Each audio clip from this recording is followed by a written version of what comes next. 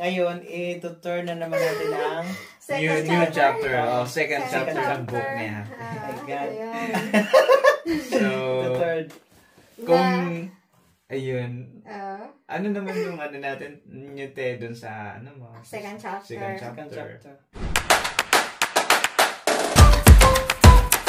So anyways, yun.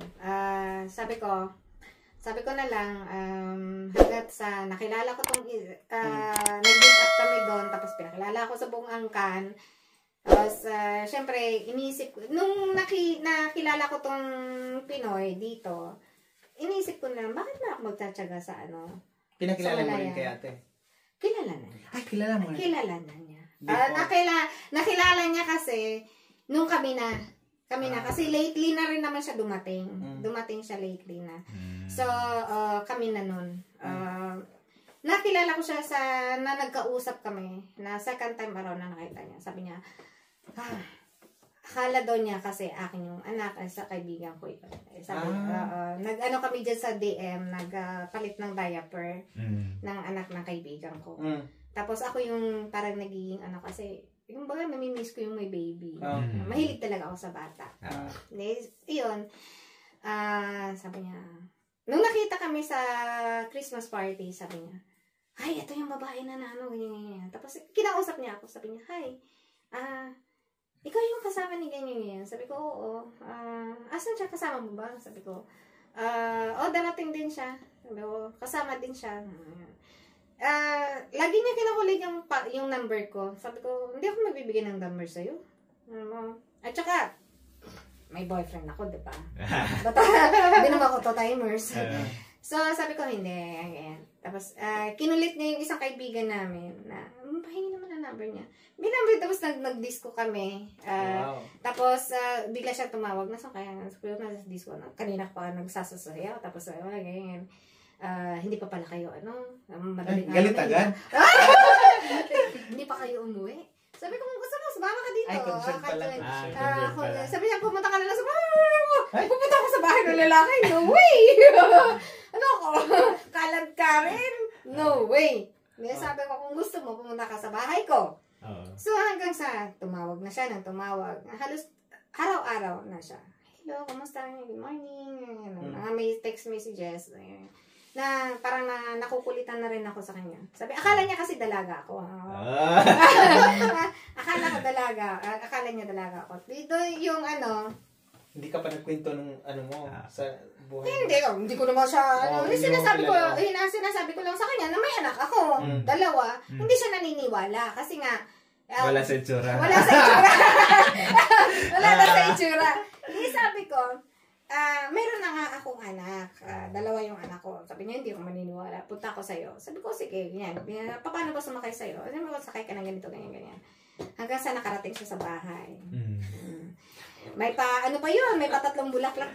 Kina-google, hindi mo sinabi, mag-google ka na lang. Hindi naman kasi dati, bago bumaha, yung train, isang lang yan diretso na yan. Sasakay ka ng ganitong train, pagbaba mo, lalakad ka na. Yung mga one ride lang kasi. So, since na may trabaho siya dyan sa may Ubaventer, alam niya yung sasakyan niya. At alam din niya kung saan siya bababa. Sinabi ko kung saan siya bababa, sinundo ko siya. Nung pagsundo pa niya, nag-attend na siyang humalik sa akin. Sabi ko, sabi ko, sabi niya, para ka naman balik naman dyan. Sabi niya, layo ng nilakad ko, layo ng inano ko, para makarating lang dito, tapos hindi, halik lang. Kayo na noon, hindi pa? Hindi pa. Nanligaw pa lang siya. Nanligaw pa lang. Hello. Pilipina na to. Pilipina to. So, ayun, pinagluto ko siya ganyan. Hanggang sa paulit-ulit na siya na pumupunta sa bahay ng liligaw. Nasarap pa ng loto mo. Ayun, nagkakamabuti ang... The first time niya talaga, sabi niya na shock. Sabi niya nga, na-scam ako sa'yo, Akala ko talaga, akala ko virgin. Pero paano yung LDR mo? Kay-LDR mo noon? Hiniwalayan ko siya. Kasi nandito na yung... Andito na yung nasa malapit So sabi ko, baka mangyari, yung pangyayari ng asawa ko, yung ex-husband ko na, nag-asawa siya na sa malayo, hindi rin naman niya, wala din naman niya sa taba niya. Ang daming process, ang daming halos naubos yung pera niya dyan sa pag-ano, kasi umano siya ng abogado, lahat ginagawa niya para makapunta lang sana dito yung babae. So, sa kalaunan, granted na yung visa niya sana, pero pumunta siya ng Amerika. So, para sabi ko, baka mangyari sa akin to. Kasi sinabihan ko na kasi siya, sabi ko, pwede ka naman mag-exit dito. Sabi ko sa kanya, libre ka eh. Sa akin lang sana yung yung invitation. Parang ayaw niya. Di sabi ko, sige, bahala ka. Kung ayaw mo. Kasi mahal sa akin eh, 3 kami, mamamasahe papuntang Pilipinas. Samantala siya libre. Ako pa talaga. Ginawa ko na yun ng isang beses, ikaw naman. Yun yung ko na, di bantay ka. Hindi yung ikaw lang ng ikaw, na parang ang bigay ka lang ng bigay, wala ka namang nare-return. Sabi ko, nag-effort din naman ako. Ikaw naman ngayon, kasi libre ka eh. Give and take. Sabihin mo lang wala namang problema sa inyo, kasi anytime pwede ka makakapasok dito, pwede ka rin naman bumalik. Kasi nanghihinayang siya sa posisyon niya. Kasi siya maganda din naman yung posisyon niya. Parang, nasa sa quality control kasi siya. Siya yung QC. Siya yung nasa QC. So, sabi ko, walang gasto sa'yo, samantalang ako, ilang taon ko yung pag-iipunan. Para, makalikom ako ng 4,000, pamasahe lang. Euro. Tapos, 4,000 euro, pamasahe lang. Or less than 4,000. Alangan naman wala kaming pambaon. Alangan naman nakanganga ka dun. Wala kang pera dadalhin. So, pera din yun. Ang hirap likumin. Kaya yun. Kaya, di sabi ko sa kanya, ayaw mo talaga, sabi niya, sabi ko, pumunta ka na lang dito. Para may katuwang ako. Ayaw din naman niya. So, yun. Di sabi ko, mayroong nasa malapit. Ba't ka pa magtsatsaga sa nasa malayo, may malapit naman. So, yun, in short, nagkaanuhan hanggang na... Na-in-love ka sa bago. Na-in love ako dun sa mga ginagawa niya. Kasi parang inaano niya kasi na pag pumunta siya sa bahay, kinukontrol niya yung bahay ko kung anong kulang pinupunan niya. So, chinecheck niya. So, every time, nagkakaroon pa nga ako ng every week nun eh. Every week kasi siya pumunta sa bahay. Every Friday hanggang Sunday. So, kasi from Monday to Friday, nagtatrabaho siya. Weekend, wala siyang masyadong trabaho. So, pag wala siyang trabaho sa weekend, nasa Friday na siya. Uuwi na siya dun sa bahay. So, pinipick up niya yung susi ko sa bahay. Tapos, pagdating ko sa bahay, naluto na. May pagkain na yung mga bata. Napakain na niya yung mga bata. So, parang sabi ko, family-oriented siya. Nagiging so, siya, parang nagiging tatay siya sa 2 bata. Pinapakain na niya yung mga bata. Ilan taon yung bata noon? Yung lalaki sa babae? 9 years old yung pangalawa. So, 9 years old yun. 10 years na. Kasi kung 19 na siya ngayon. 8, hindi. 10 pala. 11. Nag-aano na siya? 10. Kasi nag-aano pa. 10. Mag-change na yung 10 years old pa lang yung mag-11 siya. Tapos yung isa naman is medyo dalagita. Anong tawag nila? Wala, tito. Tito. Kasi, mga ano na kasi. Hindi mo naman sila pwedeng pasabihan na tatay mo yan. Kasi, sasabihin mo, hindi mo nga siya pwedeng sumayo. Kasi minsan nga niya, bakit hindi masawayin yung anak mo? Sabi ko, hindi ko sawayin ang anak ko sa harapan mo. Mapapahiya yan eh. Sabi ko, hindi ko naman hinahayaan yung mga, kasi minsan, alam mo yung nagpapabirthday na sumasagot-sagot, nakala nila, alam na nila yung buhay, ganyan. So, ang inaano ko na, wag, kasi gusto niya na pagsabihan ko yung mga anak ko sa harap niya, sabi ko, which is hindi ko gagawin yan. Kasi kahihiyan ng anak ko yan. Kasi, kahit papano, ibang tao ka pa rin. Hindi ka tatay. So, wag kang magpakatatay dito kasi wala tayo sa Pilipinas. Set aside mo yan kasi, yung anak ko. Iba yung culture dito sa Germany. Kung anak ko, mirror ko yan, pero double mirror ko yan. So, mas matindi pa yan sa ugali ko. Kaya, distansya ka. Magbigay ka ng gap. So, ayun. Nagkaroon kayo ng... minsan nagkakaroon ng problema talaga. Kasi minsan awayin ka, tapos yung isa hindi naiintindihan. Yung parang nasa gitna ka sa nag-uumpog ang dalawang bato. So medyo mahirap din. So nung nanganak na ako nung yung pangatlo ko, medyo nag-iba na yung mundo na may baby na. Ito ang pangatlo mo sa kanya? Sa kanya. Yung pangalawa mo? Okay. Pero ang tanong dyan, ate, kailan niya nalaman yung pinagdaanan mo ngayon? Sa pangalawa? Hindi, Alam niya yung status mo ngayon. Yung status ko ngayon. Nalaman niya nung Kayo pa? Kami. Nagkaroon kami na medyo nag-anuhan na kami, naglaylo na kami. May time na naglaylo na kami. Kasi ayaw naman yung hiwalayan yung unang girlfriend niya. Kasi nga, nauna naman daw yun. Sabi ko, hindi naman to paligsahan. Kung sinong nauna, first come, first serve. Ibig sabihin pala, nung naligo siya sa'yo, meron pang una. Hindi lang, isa. 5 kami, in fairness. Ganyan ba ako? Yung bulaklak na binigay niya sa akin, tira-tira. Naranasan ko binigyan ako ng tira-tira. Ba't nasabi mo tira-tira? Kasi galing na sa una, pangalawa, tapos sa akin, pangatlo, kasi yun na lang ang natira, di ba? Di ba bumili ka ng 1 dosena ng bulaklak? Hindi naman lahat yun nalalanta eh. So, nauna sa isa, kasi ilang araw lang naman yon. So, okay pa siya, binigay sa pangalawa. Hindi naman niya madadala kasi may ibang So, kinuha niya yung so nagkaroon ako ng 3 roses, akala ko, I love you na. Yun pala, tira. So, nalaman ko yan siya lately na ganun pala. Sabi ko, wow, Lord, galing ako sa masalimuot, tapos pinasok mo ako sa ganito, sa mas lalo. Sabi ko, Diyos ko, ano ba ito, pambayad utang ba ako? Yun ang sinasabi ko. Tapos sabi ko, yun na. So, ayan. Nagsimula na nalaman ko lang talaga, as in, after na umuwi kami sa Pilipinas. 8 months yun si Kian, diba? 8 months yun. Umiyak ako ng madaling araw. Diyos ko, nanginginig ako. 2018, nalaman ko yata, October, November. Nanganak ka Kian, diba? After na, diba? Mag-1 year na, mga October. Ano nangyari sa'yo? Madaling araw. Umiyak talaga ako. May duty pa ako, talaga. Kasi magkasami kami sa bahay. Magkasami kami sa isang bahay.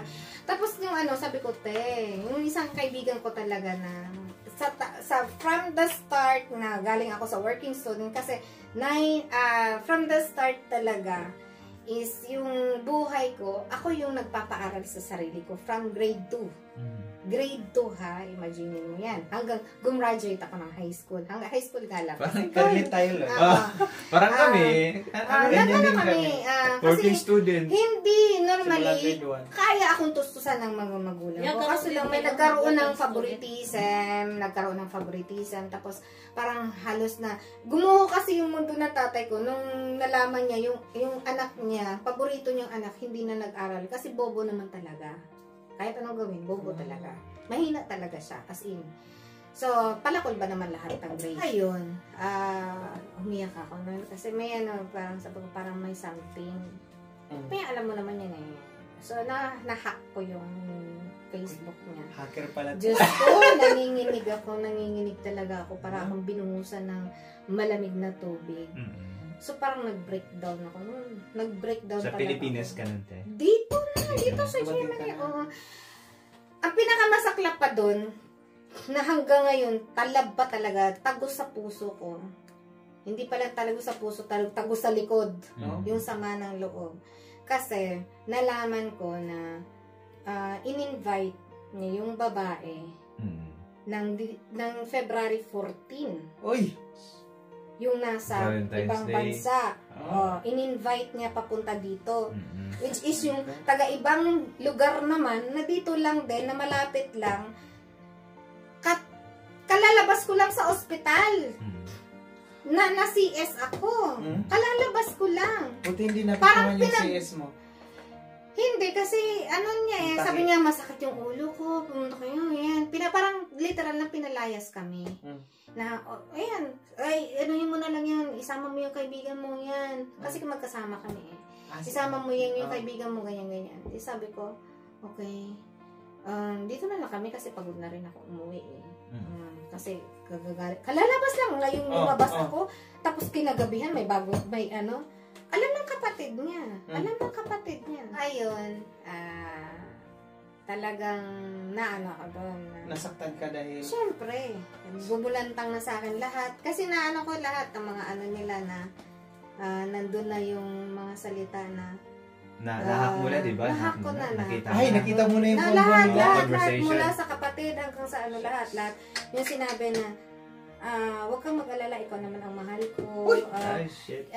Nagpaanak lang yan sa akin para magkapapel ako. Para akong sinampal ng kawali ng kahilaan. Yung CS niya ba? Parang kakatatahilaw. Gustong hindi lang yun doon. 6 weeks pa lang ako. Nagkaroon ako ng pulyp. Yung parang nagkaroon ka ng cyst, ovarian cyst. Inoperahan ako na walang ka-anesthesia. Andyan siya. Umiyak pa nga siya eh. Kasi rinig niya kung paano wasakin yung ano ko eh. Yung parang bang damit na pinunit. 3 araw hindi ako makalakad. As in talaga, grabe. Tiniis ko para mabuhay lang yung bata. Kasi 1 ovarian na lang ako. So, may tendency na hindi, ang hirap sa akin magkaanak. Talaga, mahirap. Kailangan ko ng alagang doktor bago ako magkaanak. Kasi 1 ovarian since the beginning. So, yun. Parang naano ko na ganito lang pala ako. Panakit. Ay, hindi. Stepping stone. Stepping stone. Hindi ka panakit butas. Bali, itong pangalawa mo. Pangalawang boyfriend. PNP siya. Wala siyang papel. Tapos hanggang sa nagka-papel. Yun na. Sinabi pa niya na pag mas stable na yung papel ko, iiwanan ko rin to. Which is nabasa mo sa Congo. Oo. So, talagang pinanghiwakan. Oo. Tapos nung niya, huwag mong anuhin yan kasi hindi ko naman asawa yan. Nagpaanak lang yan dahil sa papel. Yun ang hanggang ngayon, andyan yan. Ay, naka-screenshot. Oh my God. Photocopy yan. Paano mo rin ilagay mo sa baon? Ay, talaga. Kasi, pagdating ng panahon, iaano ko yan sa anak ko na ito lang naman ang ginawa ng tatay mo. Tapos, iniwanan ako hanggang sa na-diagnose ako ng cancer, nag-chemo ako, iniwanan ako, nag-chemo lang ako kinabukasan, nalasuffer ako. Yun ang talagang naranasan ko. Nalasuffer! Biruin mo ba naman, imbitahin ka ba naman ng pinakain ka pa, sinintensyahan ka na? Pinakain ka muna, pero sinintensyahan ka na pala? Ano yun? Kalukuhan, di ba? Pero sabi ko naman, lagi ko naman sinasabi na, karma is bitch. Lahat ng mga ginagawa mo may kabalik. Kaya nga minsan sinasabi ko, Lord, ano ba ito, pambayad utang ako? Wala naman akong taong nasagasaan. Pero yung tatay ko, ang daming babae. So, 2 lang naman kaming babae. Bakit yung buhay ko ang mas masalimuot kaysa sa ate ko? Ako parang masasabi ko na pambayad utang talaga ako. Talagang inano ko yan na pambayad utang ako. Na ako yung nagbabayad sa mga utang ng mga kapatid ko. Yung kapatid kong isa, barumbado din yun eh.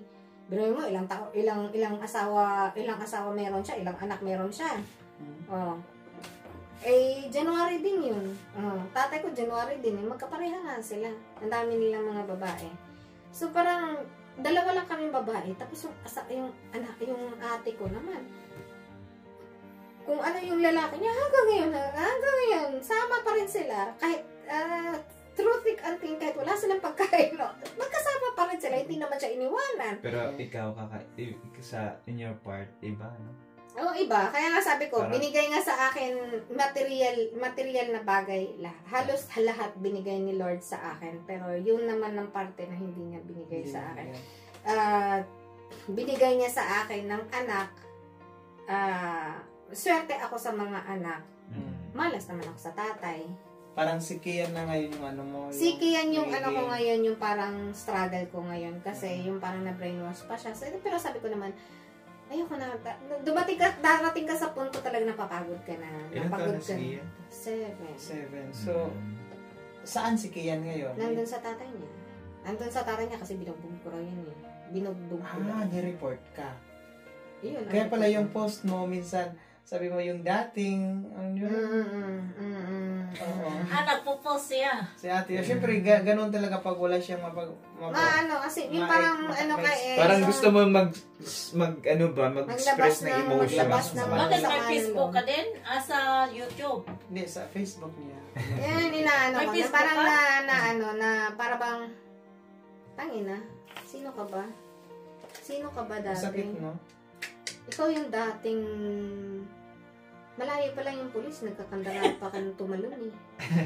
Kasi yung kapala ng mukha, na gaganyanin ka. Parang hindi ko tanggap na lahat ginawa mo, Tapos lahat yung binigay mo, Pagkatapos. halos mawalan ka na ng bahay, hindi ka makapasok, pati financial mo drain, tapos at the end of the day, ganun lang. What if sabihin niya ate na nagsisinungaling ka lang, hindi totoo lahat ng sinabi mo, binaliktad mo Yung lang. sa'yo. Ay, maraming witness.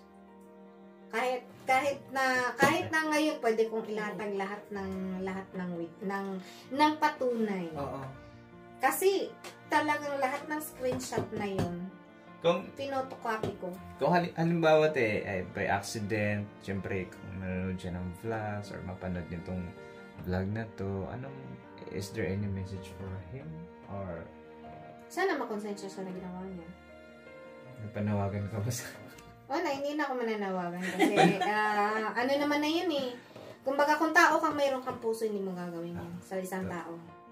Hindi mo gagawin yan. Kung tao kang matino at tao kang may puso Salamat. na tinulungan ka nung panahon na kailangan mo siya. Lahat ginawa. Kulang na lang, isambahin ka eh. Minahal. Kahit naman sa edad, ang layo ng agwat namin. Minahal ko siya, literal. Kasi di naman ako magpapakama sa kanya kung hindi ko siya minalahal eh. Naloko nga lang ako. Pero sabi ko nga, yan ay yung sinasabi ng tatay ko, di bale na ikaw yung tapakan, huwag ka lang tapak ng tao. Di bale na ikaw maloko, huwag ka lang manloko ng tao. Kasi ang karma, babalik yan at babalik sa'yo. Okay. At saka, hindi naman yan silly na pagpiga mo ang agad. So, alam ko rin naman na kahit na nasa kanya yung bata, alam ko rin naman ang pinagdadaanan niya ngayon. Kasi napagdaanan ko na yan eh. Di ba nagtatrabaho? Nagtatrabaho siya. May bata. Hindi biro yan. Hindi biro yan. So, ang ingatan niya na hindi siya sumimplang dyan. Kasi once sumimplang siya dyan, yun ang sinasabi na see you in the Philippines. Ang tanong dyan ate, kailan ka nagkaroon ng cancer? Kailan mo nalaman na? Last year, nung naglipat ako dito. Nung lumipat ako dito, ano lang kasi yun eh, parang blessing in disguise. Yung para bang, sabi nga, sa German is, Glück im Unglück. Na nagiging blessing yung pagiging pagkaka-aksidente mo, nagiging blessing. Nadulas ka lang sa hagdanan, pagbangon mo, cancer patient ka na. Doon siya nagsimula. Kasi akala ko talaga na ano lang siya, nadaganan lang siya ng zakar, yung ano ba yung tawag dyan sa Tagalog yun, yung parang yung patungan ng mga na may gulong. So, akala ko nadaganan lang ako noon. Cancer of ano te? Breast cancer. Stage 3 agad. Stage 3 siya. Tapos, lately na 4A naman. Pero, okay lang. Survive. Kailangan ko i-survive. Pero ang tanong ko, nung ano mo yan, alam na ba niya? Alam niya. Before anong reaction te? Yung naghiwalay na kayo, hindi pa? Bumalik siya, nagkahiwalay kami, tapos bumalik siya, tapos sabi niya, kaliputan na natin kasi may sakit ka, ganyan. Pero hindi pa lumabas yung yung papeles niya. Ba't nung tumawag ka tanggap sa akin? niya. Ba't nung tumawag ka sa akin, sabi mo, dalahin mo na lang ako ng bulaklak. Ba't dalahin kita ng bulaklak? O, tumawag ako sa kanya. Kasi ano na ako nun eh. Kasi yung, di ba sabihan mo, di ba? Pag sinabihan kang cancer patient ka, ano na yan eh. Ay, oo. Dead end na yan eh. Correct. Dead end na yan eh. Parang alam mo yung Alam andun Alam yung mo yun, oh. anxiety, Dead end na yan, oh. depression. Dead end na yan eh. Ayun siya, Kasi umiyak wala siya. namang- Sabi ko, sige, pag-pray kita. Sabi ko sa kanya, kailan mo ako bibisitahin? Sabi niya, wala akong time. Lagi ka naman walang time eh. Sabi ko, lagi, kahit anong sinasabi ko nito, alam naman niya kung ano ugali ko. Alam na niya. Alam niya kung magalit ako. Alam din naman niya kung gaano din naman ako katapat sa kanya. Gano, alam din niya kung paano din ako makipag sa kanya. So, kumbaga, kung may tao mang nakakakilala sa akin na as a kaibigan, siya yun. Kasi nakasama ko siya sa... Ang pinag-usapan dyan, Loy, si ate... Baka ako si ate Ate Ila? Mela. Mila. Mela. Si Ate Mila. Yung kaibigan. Kaya lang, friend hindi ko alam kung okay lang kay ate magpakita sa... camera. Bakit? Hindi, ano lang, pasilip lang. Baka may nakakilala sa'yo. Oh, sige, pasilip mo. Ano mo, Loy? Kaibigan ni... Ito yung... Pwede ko rin paikotin dito. Ito si ate... Mila, na Mela. nakasama ko sa bahay. Ayan. For longest time. Oh, so Magkasama talaga kami day and night. So, Oh. 24. May nakakilala mo sa akin siya yun. Kasi para magkapatid kami yun. Kaya, ayun. Ano sabi ko sa nangyari kanya, doon after nung nalaman mo? Siyempre, gumuho yung mundo ko eh. Ikaw ba naman madayagdos ka ng cancer, matutuwa ka? Siguro hindi. Tapos diretso 3 pa. Tapos, sasabihin, yung una kasi drawing yung synology. Sabi ko, anong ibig sabihin yan? Tapos ganyan sabi niya sa international big growth. Sabi niya, stage 3. So, going to 4. Siyempre, hindi na ako, yung baka lahat ng kinakwento niya, wala na, hindi na nagsisigit sa akin. Wala na, kumbaga, nakaano ka na, lumuha hindi ka na ako. na-concentrate Oo. kung ano yung pinagsasabi. Kasi before pa lang,